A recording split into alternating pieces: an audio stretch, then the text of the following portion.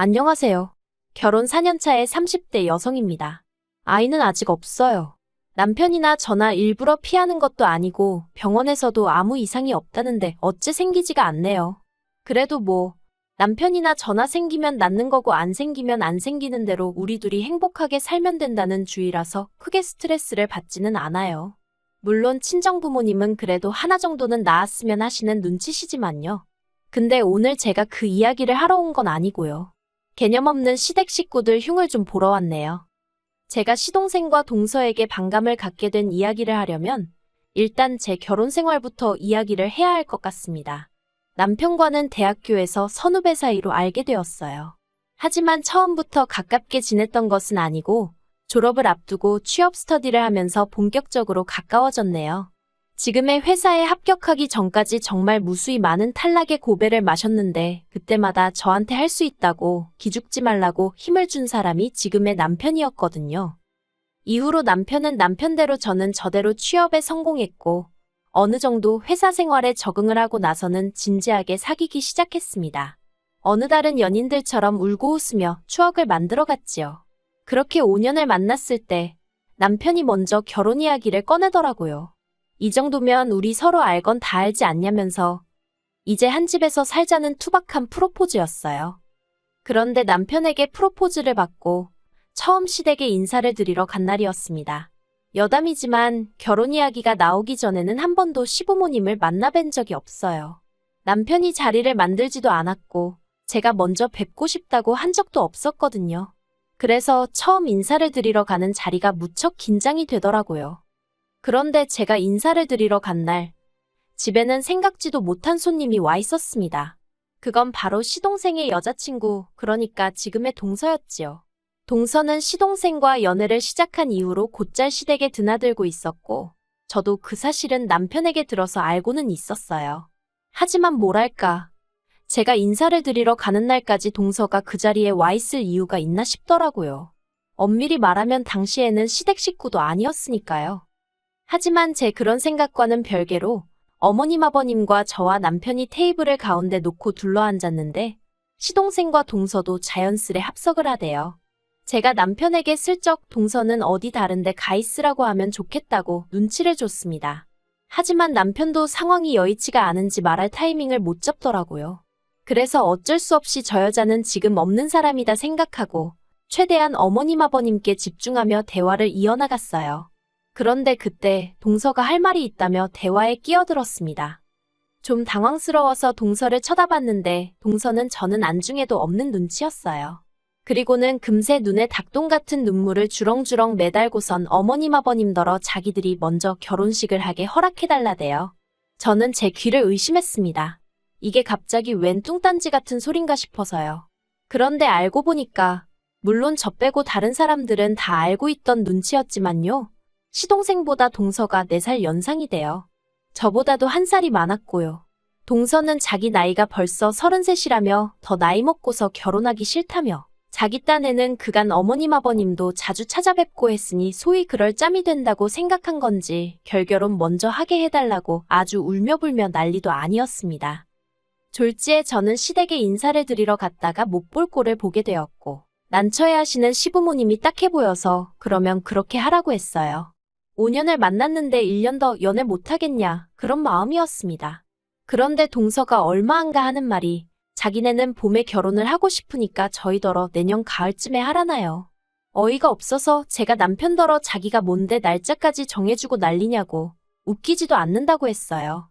남편도 저렇게 경우가 없는지는 몰랐다면서 아무래도 제가 자기보다 어리니까 말을 쉽게 하는 것 같다고 저더러 조심하라대요. 하지만 동서의 헛소리는 그게 다가 아니었습니다. 결혼 준비를 하는 과정에 있어서 어머님이 저희를 부르셨는데요. 어머님이 하시는 말씀이 동서가 얼마 전에 그러더랍니다.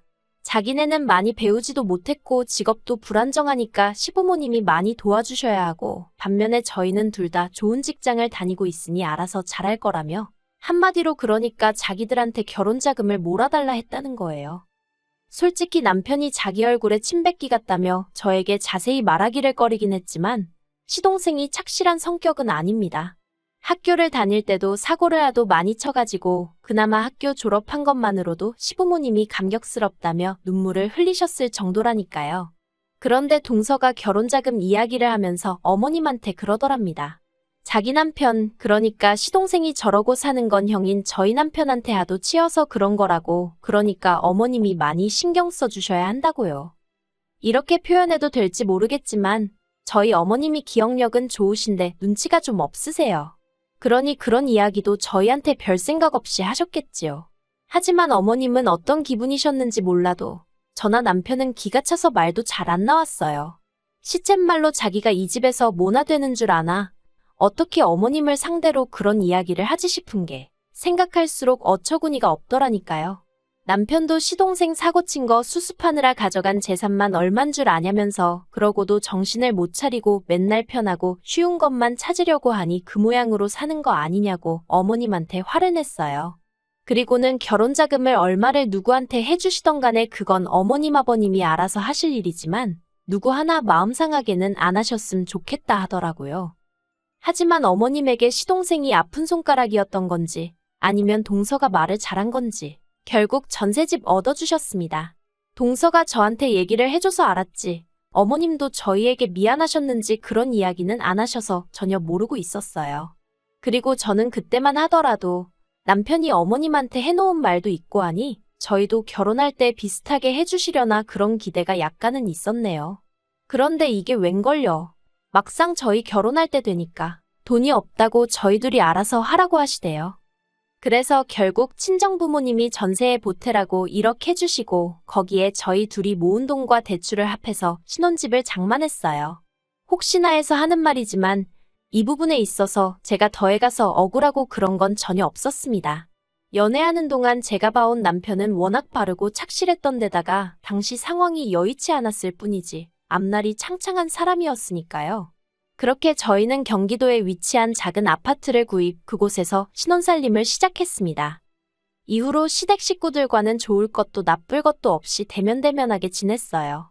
어쩌다 한 번씩 가족 모임이 있어 모이면 동서는 어머님 옆에 딱 붙어 앉아서 싹싹한 며느리 노릇을 자처했는데 마치 자기와 어머님이 이렇게 친하다는 걸 저에게 과시하고 싶어하는 모양새였달까요. 그리고 저희 어머님은 그런 동서를 무척 예뻐하셨어요. 나중에서야 알게 된 게 어머님께 동서는 당신의 못난 자식이랑 살아주는 고마운 며느리였고 저는 당신의 잘난 아들 덕분에 호강하고 사는 배부른 며느리였더라고요. 그러다 지금으로부터 약 2년 전이었어요. 시동생이 가게를 차리고 싶다고 어머님께 이야기를 했다더라고요. 그런데 가게를 뭐 공짜로 차리나요? 돈이 있어야 차리지. 그러니까 한마디로 어머님 떨어 돈을 해달라는 얘기였던 거예요. 그리고 동서는 그 옆에서 지난번과 같은 레파토리로 저희 부부는 많이 배웠지만 자기네 부부는 가방끈이 짧아서 장사 말고는 달리 뭐 해먹고 살아야 할지도 모르겠다며 눈물 콧물을 쥐어짜댔습니다. 저희도 있는 데서 말이에요. 하지만 저도 그렇고 남편도 그렇고 그런 동서를 상대할 가치도 못 느꼈어요. 마음 한구석에는 어차피 시부모님이 가진 돈도 없으신데 어차피 못 도와주실 거라고 그러니 동서랑 신랑이 할 필요도 없다 그런 생각도 있었고요. 그런데 저희 시부모니 다른 의미로 대단하시대요. 재산이라고 달랑 가지고 계시던 그 집 하나를 담보 잡아 대출을 받아서 기어이 시동생 가게를 차려주셨거든요. 저도 저지만 남편이 그 사실을 알게 되더니 정말 악에 바친 사람 마냥 소리를 지르고 아주 난리도 아니었어요. 그도 그럴 것이 어머님 아버님 두 분 다 수입도 일정치 않으셨고 그렇다 보니 아예 모른 척 할 수가 없어서 저희가 매달 용돈으로 50만 원씩 드리고 있었거든요. 남편은 저희 친정에는 못 드리고 시댁에만 드리는 상황에 있어서 저에게 늘 미안해하던 중이었고요. 시부모님하고 연을 끊겠다는 남편을 제가 뭐에 씌웠었는지 그러면 안 된다고 말렸습니다. 그래도 자식돌이는 하고 살아야 하지 않겠냐고 남편을 설득했지요. 지금 생각하면 제가 제 발등 찍은 게 맞아요. 하지만 그때는 그래도 그렇게 중간에서 중재를 하는 것이 제 역할이라고 생각했거든요. 그래서 제 덕분이라고 해야 할지. 아무튼 시부모님하고 전보다 더 대면대면하긴 했지만 얼굴은 보고 살았어요. 한편 시동생이 차린 가게는 핸드폰 가게였는데 처음에는 그래도 오픈빨이라고 해야 할지 장사가 그럭저럭 되는 것 같더라고요. 저는 말은 안 했지만 저 때 방심하지 말고 더 열심히 해야 할 텐데 하고 생각했어요. 하지만 세상사가 제 뜻대로 되는 적이 있던가요?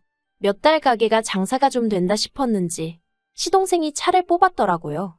국산이긴 했지만 그래도 4천이 넘는 세단으로요. 게다가 가족끼리 밥 먹는 자리에 동서도 명품백을 척하니 메고 나왔대요.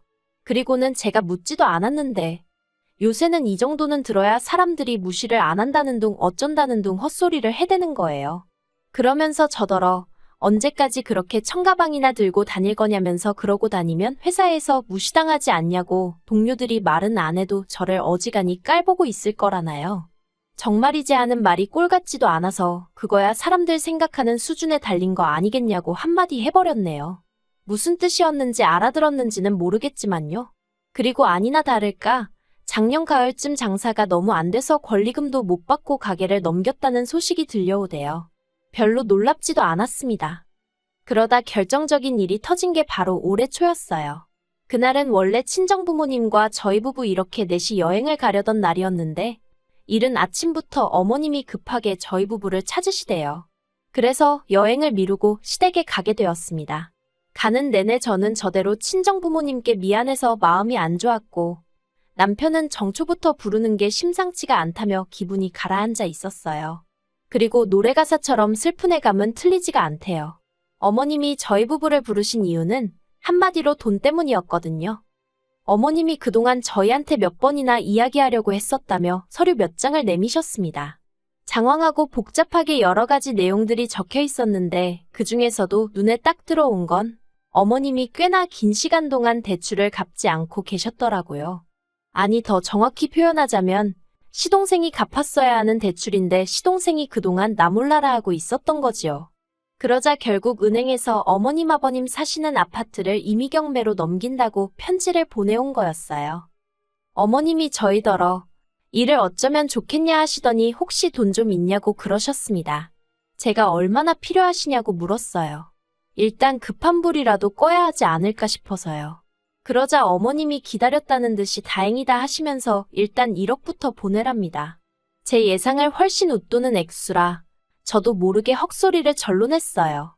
그리고 옆에 있던 남편이 진짜 너무한 거 아니냐면서 버는 사람 따로 쓰는 사람 따로냐고 소리를 지르더라고요. 돈도 없지만 있어도 절대 못 준다면서요. 그리고 그때 작은 방 방문이 열리면서 시동생이랑 동서가 나오대요. 방에 있었으면 진작에 나올 것이지. 자기들한테 불리한 상황이니까 숨어있던 거잖아요. 얼마나 한심하고 꼴 보기가 싫던지요. 제가 시동생더러 차는 팔았냐고 물었습니다. 그랬더니 차는 못 판답니다.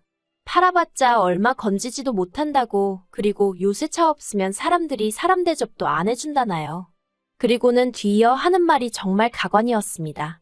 자기는 어머님 떨어 돈을 해달라고 했지 대출을 받으라고 한 적은 없다면서 억울하다는 거예요. 듣다 못한 남편이 결국 화를 주체하지 못하고 네가 사람이냐면서 시동생을 때렸습니다. 한 대 맞고 나자빠진 시동생이 아프긴 한지 지턱을 부여잡고는 어머님더러 진짜 이게 뭐냐면서 그깟 돈 몇 푼 때문에 자기가 이렇게 맞아야 되냐고 아주 악을 쓰는 거예요. 어머님한테 막무가내로 대드는 시동생을 보고 있으니 그동안에도 못난 사람인 건 알고 있었는데 정말 한심하더군요. 그리고 그런 상황에서 어머님은 그런 시동생에게 한마디 따끔하게 하는 대신 저희 남편더러 동생을 때리면 어떡하냐셨어요. 결국 보다 못한 제가 어머님더러 어머님도 정말 너무하신 거 아니냐고 한마디 했네요. 저희 남편 그러니까 어머님 큰아들이 상처받을 건 안중에도 없으신 거냐고요. 그러자 이번엔 동서까지 나서서는 저더러 야 너 그러더니 나이도 어린 게 어디서 나서고 난리냐입니다. 그리고는 저더러 남편 단속 똑바로 하라면서 아무리 형이라고 동생을 때리면 되냐고 그러면서 너네 돈 많냐더니 자기가 저희 부부를 고소할 거라면서 콩밥 먹을 준비나 하라나요. 어이가 없어서 하려면 해라 이 미친 엑스야 하고는 너나 네 남편 단속 똑바로 하라고 부모 형제도 못 알아보는데 나중에 너는 알아볼 것 같냐고. 제 딴에는 악담이란 악담은 다 퍼부은 것 같아요. 그리고 그 와중에 어머님께선 다들 그만두지 못하냐 하시면서도 저더러 아랫동서이긴 해도 저보다 나이가 많은데 말을 그렇게 하면 쓰냐입니다. 정작 먼저 말 놓고 야너한 건 그쪽이었는데 말이지요. 정말이지 한결같은 어머님의 태도에 신물이 나대요. 집안은 온통 쑥대밭이 되었고 저랑 남편은 그대로 시댁을 빠져나왔습니다. 차에 올라타자마자 남편이 눈물을 펑펑 쏟아내더라고요. 저한테 미안하고 면목이 없다면서 한참을 울었어요. 그러더니 남편이 제 손을 꼭 잡고는 이제 시댁에서 오는 연락에는 대꾸도 하지 말라면서 자기도 앞으로는 스스로 고아라고 생각하며 살 거라대요. 이제 자기한테는 장인 장모님하고 저밖에 없다면서 달리 해줄 말도 없고 보고 있는데 짠하더라니까요. 그리고 그날 이후로 지금까지 시댁하고는 일절 연락 하나 없이 지내고 있습니다. 정확히 말하자면 전화기가 불이 나도록 문자며 전화며 울려대지만 남편이 받지 말라 해서 그냥 다 무시하고 있어요. 남편은 아예 시댁 식구들을 다 차단시켰다대요. 그리고 동서는 지가 뭘 얼마나 잘한 줄 알고 아버님한테 달려가서 저희 부부와 있었던 일을 다 일렀던 모양입니다. 그런데 번짓수를 잘못 짚은 거예요. 저희 아버님이 젊어서 어머님 한번 크게 속썩이시고 이후로 기를 못 피고 사셔서 그렇지 저희한테는 뭐 크게 요구하는 것도 없으셨고 오히려 미안해하셨던 분이에요. 제가 생각했을 때는 시댁 식구들 중 남편 다음으로 제일 정상에 가까웠달까요. 그리고 역시나 아버님이 동서한테 크게 뭐라고 하셨답니다. 며느리 하나 잘못 들어와서 집안 개꼬라지 났다고 앞으로 시댁에 얼씬도 하지 말라고 했다네요. 솔직히 남편을 보고 있으면 마음이 안 좋아요. 자긴 아무렇지 않다지만 저 속이 얼마나 썩어문드러졌을까 싶기도 하고요. 그래서 제가 더 사랑해주고 응원해주고 감싸주려 합니다. 어설픈 중재 같은 건 할 생각이 없고요. 그냥 없는 사람들이다 생각하고 살려고요. 사람 일이라는 게 앞으로 또 어떻게 될지 모르겠지만 지금 당장은 저랑 남편, 우리 둘만 생각할래요.